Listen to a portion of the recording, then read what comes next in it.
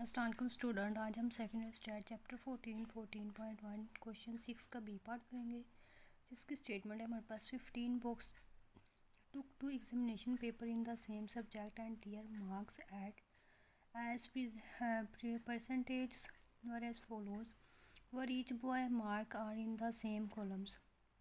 Paper 1 दिया हुआ है हमारे पास, पेपर 2 दिया हुआ है और ये x की वैल्यूज़ दी हुई हैं, ये y की वैल्यूज़ दी हुई हैं। Calculate the equation of the line of regression of y on x। सबसे पहले यहाँ तक देख लेते हैं, ठीक है। तो सबसे पहले हमने क्या फाइंड करना है, regression line y on x find करते हैं।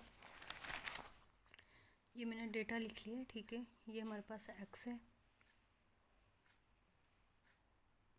और ये हमारे पास y है, ये एक्स वाई, ये एक्स स्क्वायर है हमारे पास, ठीक है। इनका टोटल कर लिया है मैंने, ये इनका टोटल है। हमने फाइंड करनी है y ऑन x, तो इसका स्क्वायर होता है y hat equal a plus B X. अब b निकालने के लिए फार्मूला ये वाला इस्तेमाल करते हैं हम, N summation X Y minus summation X summation Y, N summation X square minus summation X whole square. तो यहाँ इनकी जगह हम इनकी वैल्यूज़ को पुट कर लेंगे। इनकी जगह एन की वैल्यू आ जाएगी, समेशन एक्स वाई की जगह इसकी वैल्यू आ गई, समेशन एक्स की जगह समेशन एक्स की वैल्यू, समेशन वाई की जगह समेशन वाई। यहाँ पर ये ऐसे वैल्यूज़ आ जाएंगी, ठीक है। इनको मल्टीप्लाई करने से आंसर ये आ जाएगा हमारा, इसको मल्टीप्लाई करने से हमारा ये आंसर आ जाएगा, इनको मल्टीप्लाई करने से ये वाला आ जाएगा, इसका स्क्वायर लेंगे तो हमारे पास ये वाला आंसर आ जाएगा। अब इसको इसमें से माइनस करेंगे तो हमारे पास आंसर आ जाएगा ये 25305, और इसको इसमें से माइनस करेंगे तो हमारे पास आंसर आ जाएगा 38064। इन दोनों को डिवाइड करेंगे तो हमारे पास आंसर 0.665 आ जाएगा, ठीक है। ये हमारे पास बी का जो है, बी का आंसर वो फाइंड हो गया, ठीक है। अब हम ए फाइंड करते हैं। ए फाइंड करने का फार्मूला है Y mean minus B X mean. अब हम एक्स मीन निकाल लेंगे, वाई मीन निकाल लेंगे। एक्स मीन इक्वल होता है समेशन एक्स ओवर एन के 1011 डिवाइडेड बाय 15, हमारे पास ये आ जाएगा। और वाई होता है समेशन वाई ओवर एन के, ठीक है। तो ये हमारे पास आंसर आ जाएगा वाई का। अब वैल्यूज़ को पुट कर लेंगे हम यहाँ पर। तो हमने देखें पुट कर ली, एक्स मीन की जगह एक्स मीन वैल्यू लगा दी, इन दोनों को मल्टीप्लाई करने से आंसर ये आ जाएगा। इसको इसमें से माइनस करेंगे तो हमारे पास ये आंसर आ जाएगा ए का, ठीक है। अब इसको हमने रिग्रेशन लाइन में पुट कर देना है। उसका फार्मूला हमारे पास था ए प्लस बी एक्स, तो ए की जगह ए की वैल्यू आ जाएगी, बी की जगह बी की वैल्यू एक्स ऐसे ही आ जाएगा। ये हमारी रिग्रेशन लाइन फाइंड हो गई।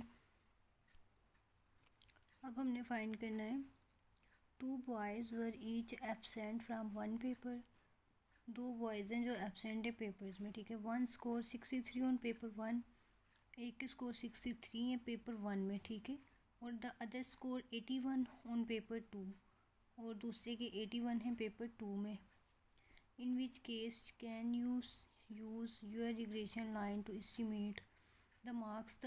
अच्छा कह रहे हैं कौन से केस में, इन विच केस कौन से केस में, कैन यू यूज़ इस्तेमाल कर सकते हो तुम, योर रिग्रेशन लाइन अपनी रिग्रेशन लाइन को, to estimate the mark date the boy अंदाज़ा लगाने के लिए मार्क्स का, ठीक है। जो लड़के के मार्क्स उसका अंदाज़ा लगाने के लिए शुड बी एलोकेटेड, ठीक है। अब हमने क्या बताना है इसमें, उन्होंने हमसे कहा है कि रिग्रेशन लाइन में जो है, जो हमने रिग्रेशन लाइन फाइंड की है Y hat equal A plus B X, वो इसमें तुम कौन से पेपर 1 के स्कोर का अंदाज़ा लगा सकते हो, पेपर 2 के।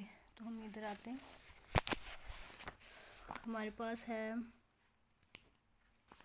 रिग्रेशन लाइन, हमारे पास Y hat equal A plus B X है ना। तो देखें बी एक्स है हमारे पास, ठीक है। अगर हमारे पास एक्स की वैल्यू दी होगी ना तो हम फाइंड कर लेंगे, अगर वाई की वैल्यू दी होगी तो हम फाइंड नहीं कर सकते। तो यहाँ पर हम यहाँ पर लिखेंगे वी कैन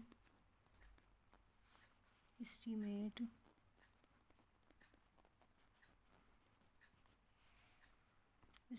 द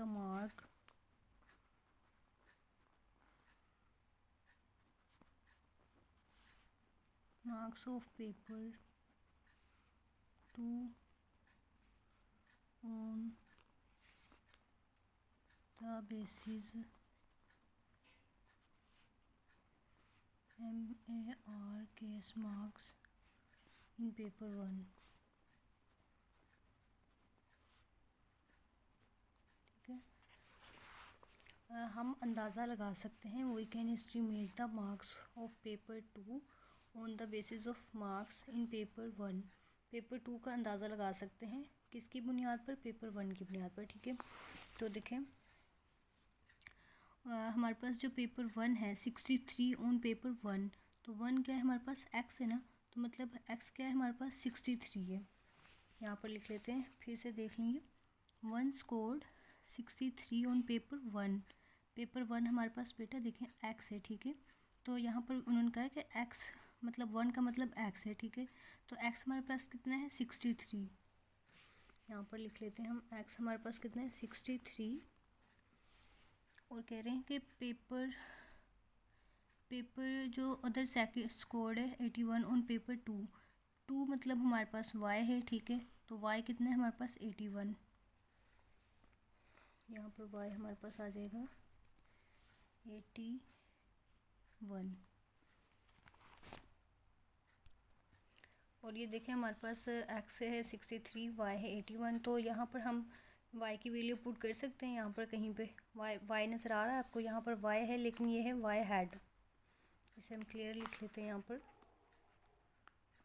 ये हमारा y हैड है, y नहीं है y हैड है। ठीक है, और हमारे पास a है, b है, x है, हमारे पास y तो है ही नहीं, हम y को फाइंड नहीं कर सकते। ठीक है, तो यहाँ पर इसलिए हमने ये लिखा है we can estimate the marks of paper 2 on the basis of marks in paper 1। ठीक है, हम मार्क्स ठीक है, तो यहाँ पर लिख लेते हैं हम y hat equal a plus B X के, और वेन x इक्वल 63,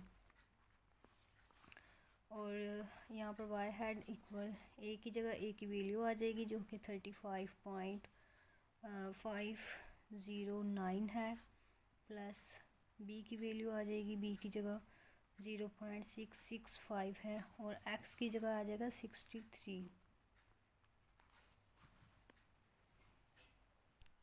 तो इसको इसके साथ मल्टीप्लाई करने से हमारे पास आंसर ये आ जाएगा। अब इन दोनों को ऐड कर लेंगे तो हमारे पास आंसर आएगा 35.509 प्लस 41.895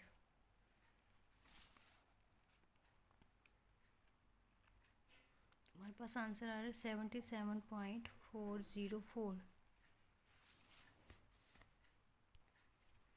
क्या आंसर है हमारे पास 77.404, तो ये हमारे पास आंसर आ जाएगा इसका। ठीक है,